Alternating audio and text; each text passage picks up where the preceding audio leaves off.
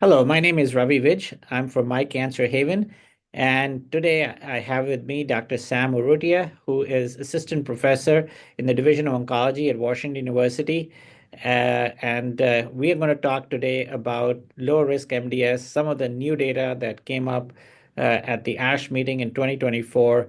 And then I'll ask Sam about how he uses this data to inform his practice. So welcome, Sam. Thank you. Thank you, Ravi, for having me. I'm happy to be here. So, Sam, first of all, I think we're going to talk a little bit about the command study. Could you, for the audience, tell us what exactly this study was, and then we'll review the results. Yeah, so this was one of the largest low-risk MDS studies. It was a randomized trial between luspatercept and a classic treatment of low-risk MDS, epoetin alpha, dosed at maximum doses. So this looked at patients with low-risk MDS. And back then, we didn't have IPSSM, so it used IPSSR to divide patients between low and high risk. And also, patients had to have EPO levels less than 500 to be enrolled in this trial. As you all know, patients who have EPO levels that are higher than that shouldn't really be getting in any EPO at all. And so, as a part of the randomizing strategy, is patients who would have at least some opportunity to respond to EPO.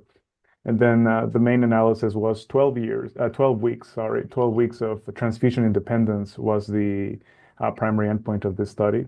And what this has been presented before, and the drug has been approved by the FDA for use in low-risk disease. But what we had this year was the update of how long the responses were. So responses of transfusion independence at 1 and 1.5 years after starting treatment. So, what was the demographic of the patients accrued to the trial? Yeah, so this is how our population in MDS looks. As you know, it's all mostly 69 to 70-year-old people. And then the important thing here to see is that the amount of transfusions these patients needed. So this is for only transfusion dependent people, so at least needing one transfusion a week. And this, you can see here, 4 units in 8 weeks is the majority of patients, less than 4 units, but at least one. And then more than 4 units is what we considered high transfusion burden.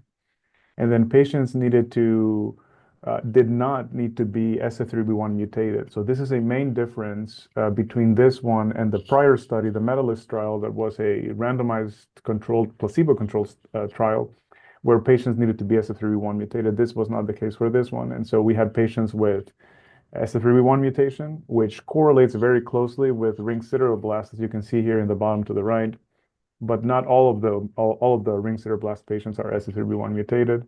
This is also different from the regular